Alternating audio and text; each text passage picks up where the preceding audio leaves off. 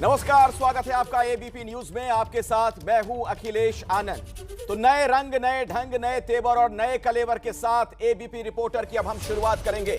आपको बता दें 10 बजे का जो ये बुलेटिन है, शुरुआत चाय पर आए सियासी उबाल की खबर के साथ। कांग्रेस के पूर्व अध्यक्ष राहुल गांधी ने असम की रैली में चाय बागानों के मजदूरों की कम दिहाड़ी का मुद्दा उठाया, लेकिन इसके लिए जिम्मेदार ठहरा दिया गुजरात के कारोबारियों को। अब राहुल के इस बयान पर असम से लेकर गुजरात तक सियासी बवाल मच गया है।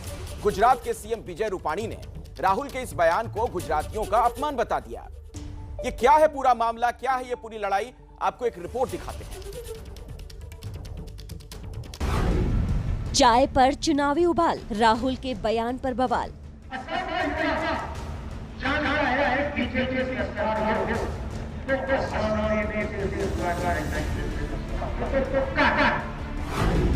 चाय का बहाना, राहुल का निशाना।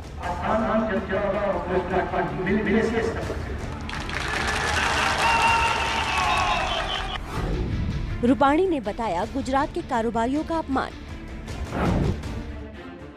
असम के शिवसागर रैली में चाय के मजदूरों को लेकर राहुल गांधी ने जो कुछ कहा, उससे 3000 किलोमीटर दूर बैठे गुजरात के सीएम विजय रूपाणी गर्मा गए। साथ ही चाय पर असम से लेकर गुजरात तक की राजनीति भी गर्म हो गई। चाय के वर्कर को 167 और गुजरात के व्यापारी को टी गार्डन। चाय के मजदूर अच्छी तरह सुन लीजिए, ये जो आपको 167 मिलता है, इसमें ये जो है ना हम जोड़ देंगे ऐसे और आपकी जेब में डाल देंगे। अब आप पूछोगे अरे भैया, अगर आप 200 रुपए हर मजदूर के जेब में डालोगे तो पैसा कहां से आएगा? मैं बता देता हूं, गुजरात के व्यापारी से। यही बात गुजरात के मुख्यमंत्री विजय रूपाणी को नागवार गुजरी और उन्होंने राहुल के बयान को गुजरातियों का अपमान बता दिया। राहुल गांधी के बयान से गुजरात के कारोबारियों के लिए उनकी और कांग्रेस पार्टी की नफरत झलकती है। गुजरात इस नफरत को स्वीकार नहीं करेगा। गुजरात का हर नागरिक कांग्रेस को इसका मुंहतोड़ जवाब देगा। और ये कांग्रेस पार्टी हर रोज टी वर्कर के जेब में डालेगी।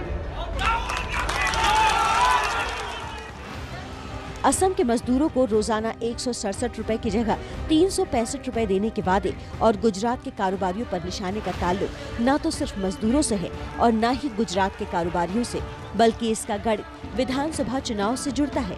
पश्चिम बंगाल और असम में इसी साल विधानसभा चुनाव है, जिसमें चाय बागानों का मुद्दा अहम होता है।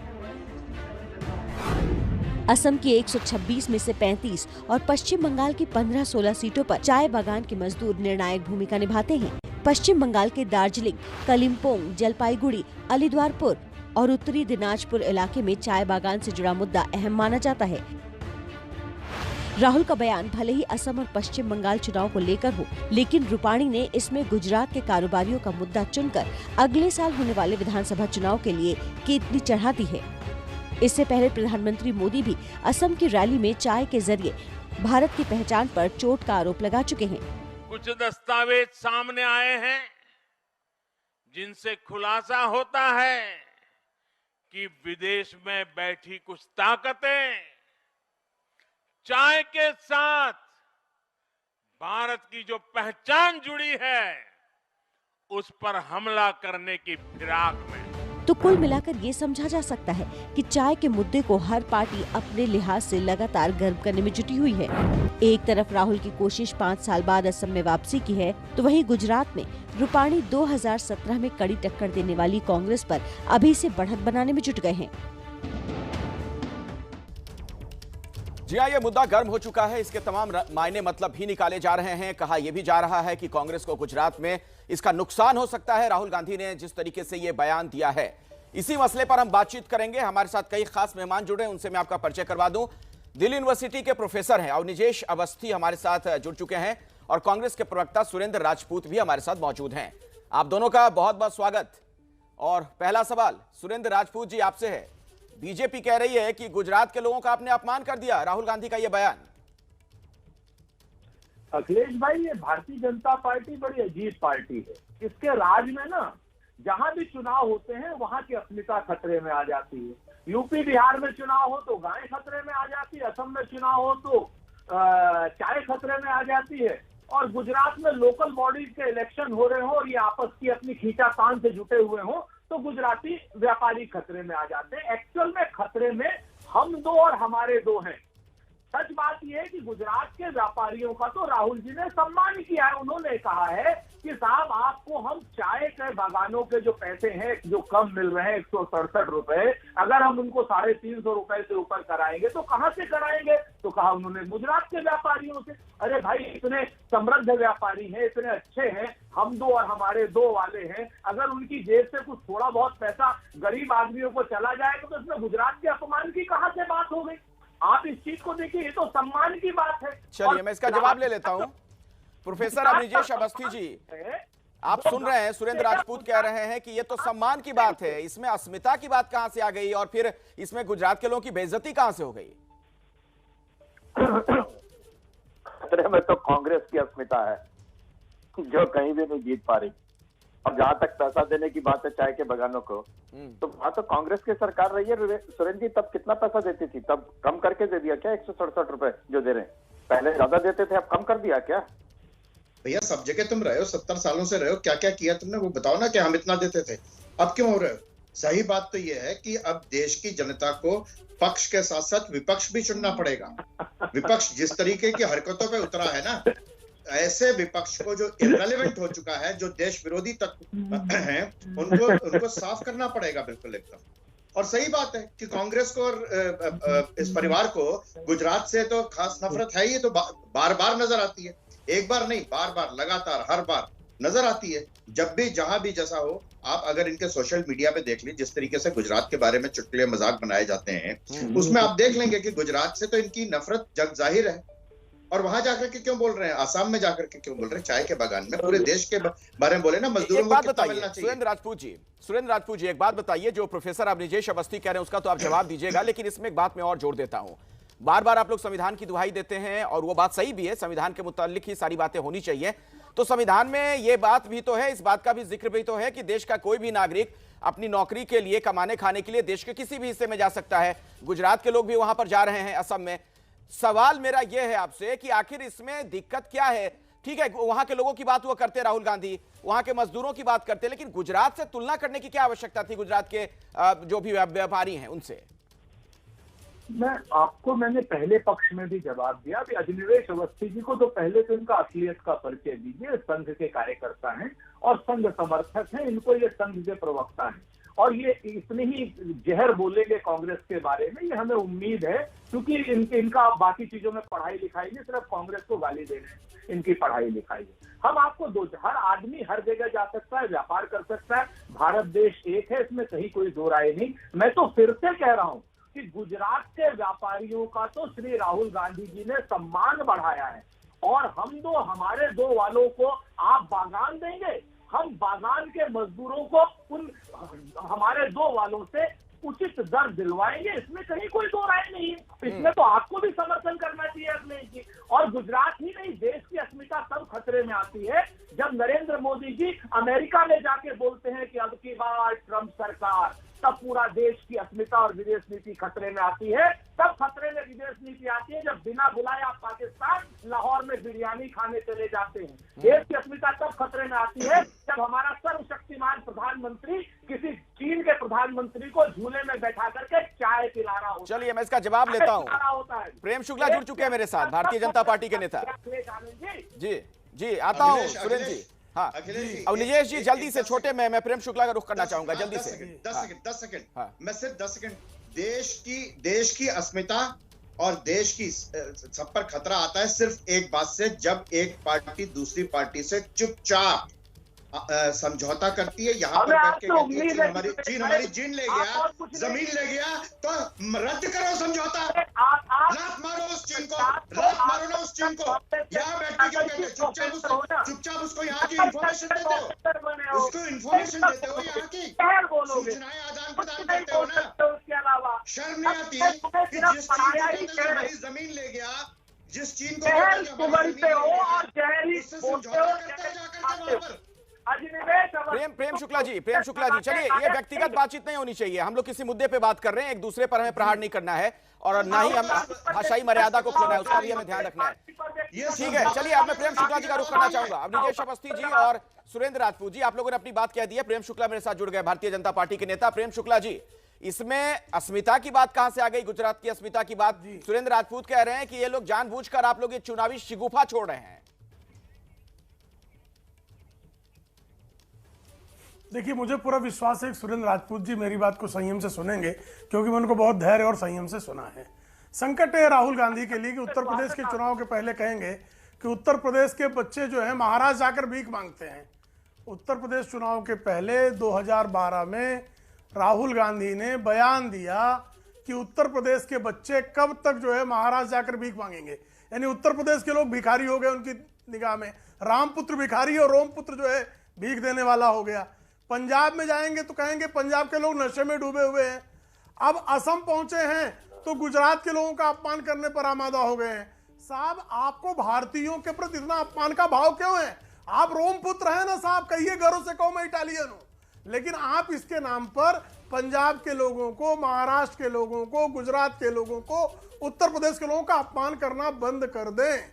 आप उत्तर प्रदेश के लोगों को भिखमंगा कह देंगे, आप पंजाब के लोगों को नशेड़ी कह देंगे, आप गुजरात के लोगों को शोषक कह देंगे। ये आपके मन में सामान्य भारतीयों के प्रति जो नफरत का भाव है, सामान्य भारतीयों ने आपके भ्रष्ट परिवार को अगर जनतांत्रिक ढंग से सत्ता से च्युत कर दिया तो इसका मतलब नहीं है कि आप घूम घूम कर अलग अलग प्रदेश के लोगों के बारे में सुरेंद्र राजपूत जी शब्दों की बारिश करेंगे। सुरेंद्र राजपूत जी जवाब दीजिए। और देखिए, जिस तरीके से इसको गुजरात की अस्मिता से जोड़ दिया गया, आपको पता है ना गुजरात में अभी पंचायत के चुनाव चल रहे हैं, आने वाले साल में विधानसभा का चुनाव है, तो कहीं ऐसा तो नहीं कि इस तरह की बात करके आप लोगों ने अपना ही नुकसान कर लिया, असम जीतने के चक्कर में गुजरात में कहीं दिक्कत ना हो जाए?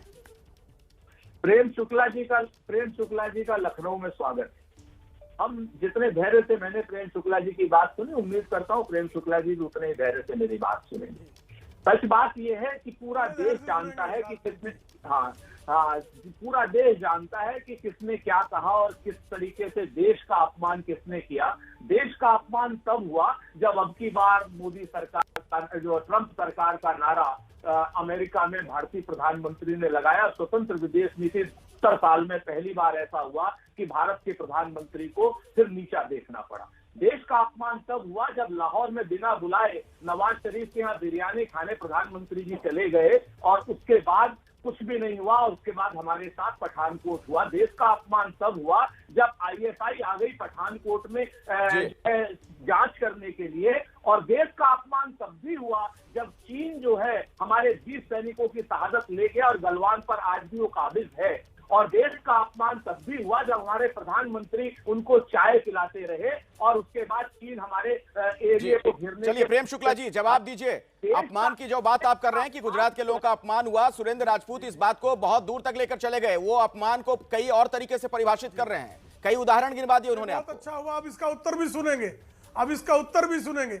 जब भारत के 43,000 वर्ग किलोमीटर भूमि को चीन ने कांग्रेसियों के कार्यकाल में कब्जा कर लिया, तब तो देश का बहुत सम्मान हुआ होगा।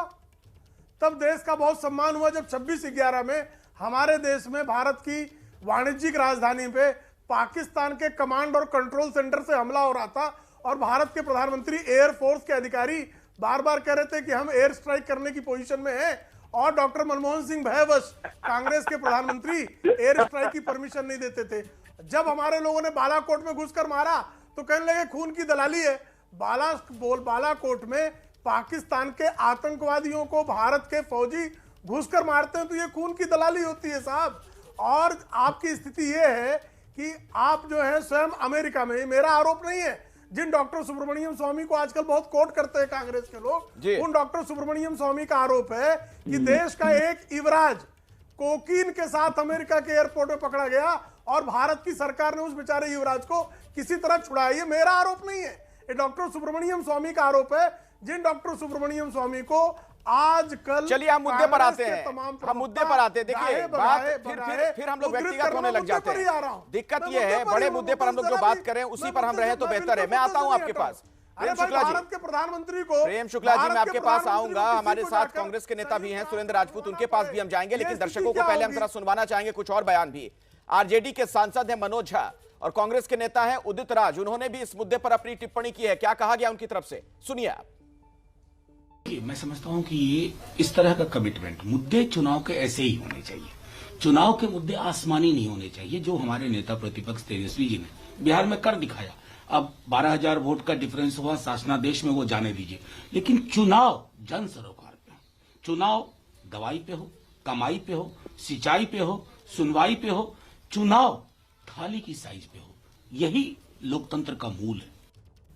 अब इनकी सरकार है, वहां पर क्यों दोहरा मापदंड अपनाए हैं?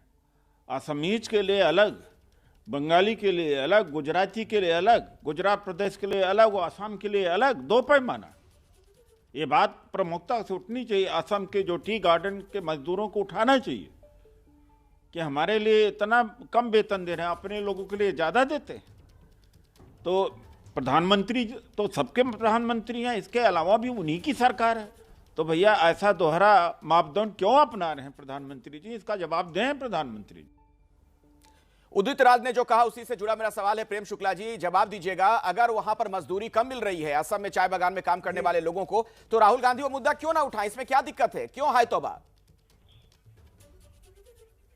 नहीं, बहुत अच्छा प्रश्न है। राहुल गांधी कृपा करके बता दें कि असम में 5 वर्ष पहले, अब भारतीय जनता पार्टी की सरकार आने के पहले कांग्रेस की सरकार सतत रही है, तो क्या तब मजदूरी 3-4 गुना हो गई थी? तब से मजदूरी क्या घट गई है? चलिए मैं जवाब ले लेता हूं ना, सुरेंद्र राजपूत से इसी का जवाब ले लेता हूं। सुरेंद्र राजपूत जी बताइए, तब जो है मजदूरी कम क्यों थी? गुजरात से ज्यादा मजदूरी बताइए। सुरेंद्र राजपूत जी जवाब दीजिए प्रेम शुक्ला जो कह रहे हैं। अखिलेश जी आप सच में बहुत अच्छे एंकर हैं, बधाई आपको। आप एक बात बताइए, अगर 5 साल पहले या 10 साल पहले हमने 167 रुपए मजदूरी रखी थी और इन लोगों ने आज भी वही 167 रुपए मजदूरी रखी, तो 10 साल पहले तो 167 रुपए मजदूरी बहुत अच्छी मजदूरी थी, लेकिन आज बहुत खराब है। इस चीज को भारतीय जनता पार्टी के अगर लोग नहीं समझ पाते हैं तो ये प्रधानमंत्री जी का मानसिक दिवालियापन हो सकता है। उसमें हम 5 साल पहले 165 रुपए मजदूरी थी। एक मिनट सुन लीजिए प्रेम जी, अब अपनी बारी में बोलिए ना, आप बात तो तमाम अनर्गल ला लो। नहीं, कृपा करके बता दीजिए ना 5 साल पहले क्या थी मजदूरी? 167 ही थी, आप चेक कर लीजिएगा, ठीक है ना। अब आपको दूसरी बात बता दें, अगर यदि प्रदर्शन इन्होंने बड़ा ओछे किस्म की बात सुब्रमण्यम स्वामी के उस पे कही, तो उसी सुब्रमण्यम स्वामी और उसी संजीव भट्ट के हम उससे कहते हैं कि सुप्रीम कोर्ट में कपिल मिश्रा और भारतीय जनता पार्टी के नेता, प्रख्यात नेता कपिल मिश्रा ने किसी मानसी सोनी के बारे में आप स्वीकार मेरे पास वक्त नहीं है, मैं माफी के साथ प्रेम शुक्ला जी, सुरेंद्र राजपूत जी, आप दोनों को यहाँ पर रोकना चाहूंगा।